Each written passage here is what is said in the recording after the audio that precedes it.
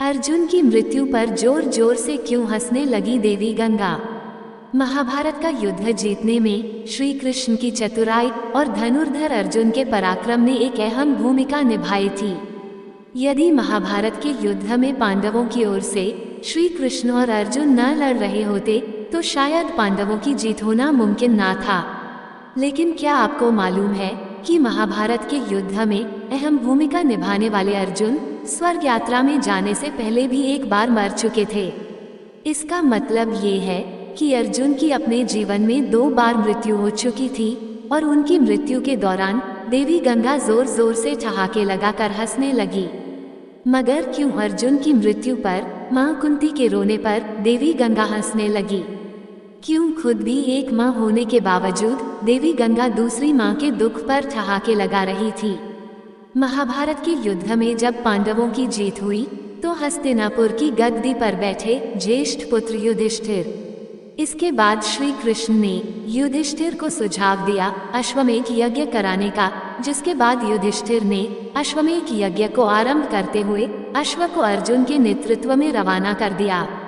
अब जिस दिशा में अश्व चलता जाता उसी के पीछे पीछे अर्जुन और उनकी सेना भी चलती जाती। इस दौरान ये अश्व कई राज्यों से गुजरा। जिन भी राज्यों से वो अश्व गुजरा उन सभी राज्यों के साथ अर्जुन ने युद्ध लड़ा।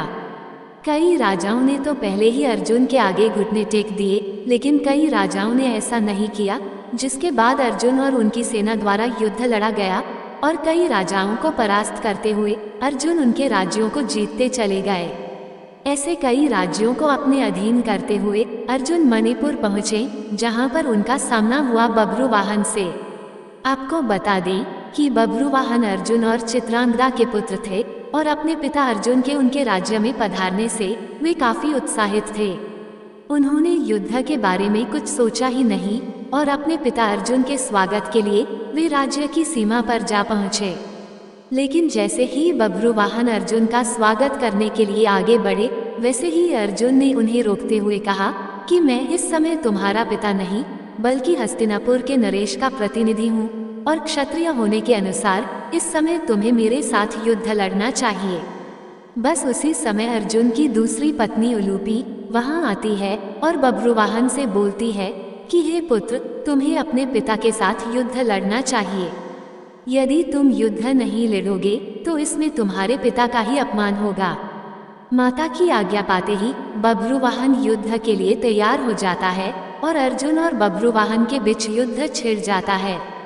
ये युद्ध काफी समय तक चलता है, मगर इस युद्ध का कोई परिणाम न निकलने के कारण बभ्रुवाहन कामाख्या देवी से प्राप्त दिव्य बाण का इस्तेमाल करते हुए अर्जुन पर प्रहार करता है, जिससे अर्जुन का सिर धड़ से अलग हो जाता है और अर्जुन की मृत्यु हो जाती है।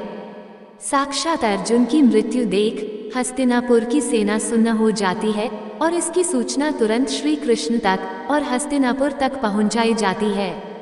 मणिपुर पहुंचकर श्री कृष्ण और माता कुंती अर्जुन को धरती पर पड़ा देखते हैं, जिसके बाद माता कुंती अर्जुन का सिर अपनी गोद में रखकर फूट फूट कर रोने लगती है और बस इसी दौरान देवी गंगा अर्जुन की मृत्यु पर हंसने लगी। और जब काफी देर तक माता कुंती रोती रही तो देवी गंगा माता कुंती से कहती है, हे कुंती, तुम व्यर्थ में रो रही हो क्योंकि तुम्हारे पुत्र अर्जुन को उसके कर्मों का फल मिला है। मेरा पुत्र भीष्म अर्जुन को अपने पुत्र की भांति स्नेह करता था, मगर फिर भी अर्जुन ने शिखंडी का सहारा लेकर मेरे पुत्र भीष्म का वध कर डाला। मैं भी उस समय ऐसे ही रोई थी जैसे तुम आज अपने पुत्र के लिए रो रही हो। मैंने अपने पुत्र के वध का बदला ले लिया, क्योंकि जिस कामाख्या देवी के बाण से बभ्रुवाहन ने अर्जुन का सिर धड़ से अलग किया है वो मेरे द्वारा ही प्रदान किया गया था। देवी गंगा के शब्दों में बदले की भावना झलक रही थी और देवी गंगा की इस बदले की भावना को देखते हुए श्री कृष्ण हैरान हो गए और देवी गंगा से बोले, हे देवी, आप किस बदले की बात कर रही हैं? आप किस किस से बदला लेंगी? अर्जुन की माता कुंती से या फिर अर्जुन से? आप एक माता से प्रतिशोध कैसे ले सकती है?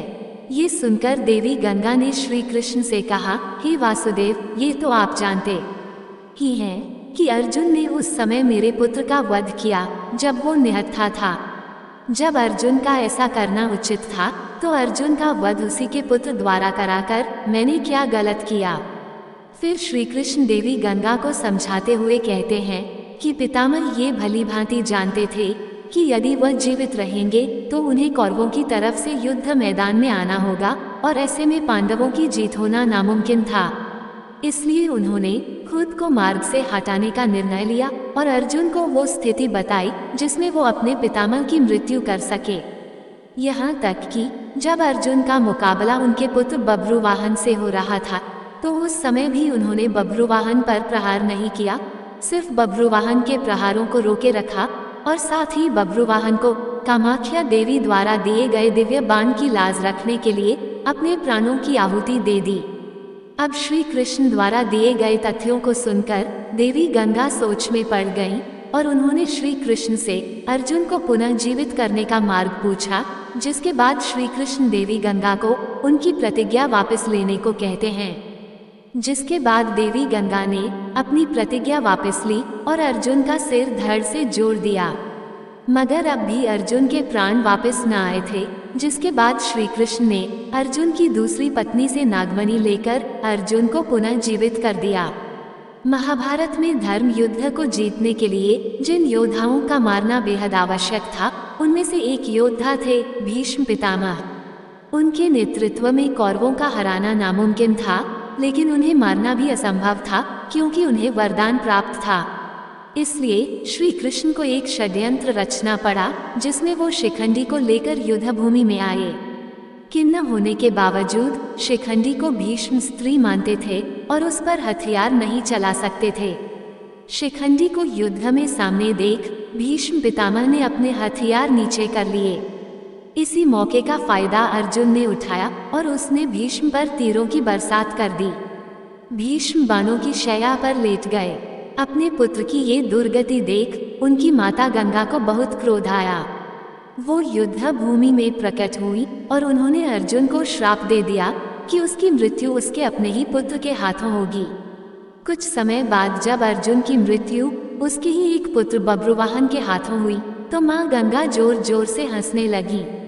कथा के अनुसार माँ गंगा ने ही अर्जुन के बेटे बब्रुवाहन को इस तरह भ्रमित किया कि उसने गुस्से में आकर अपने पिता का सिर काट दिया। लेकिन फिर अर्जुन की एक पत्नी ने अपनी शक्ति द्वारा और श्री कृष्ण की मदद से अर्जुन को पुनः जीवित किया और अर्जुन के पुत्र बब्रुवाहन को माँ गंगा की माया से मुक्त किया। दोस्तों, आपको ये कथा कैसी लगी कृपया कमेंट करके जरूर बताएं। वीडियो पसंद आया हो तो लाइक करें और ऐसी ही और भी बहुत सारी कहानियों, कथाओं एवं जानकारियों को सुनने के लिए चैनल को सब्सक्राइब जरूर करें। धन्यवाद। सब्सक्राइब टू ज्ञान विद गर्विता, कहानियों का ज्ञान सागर।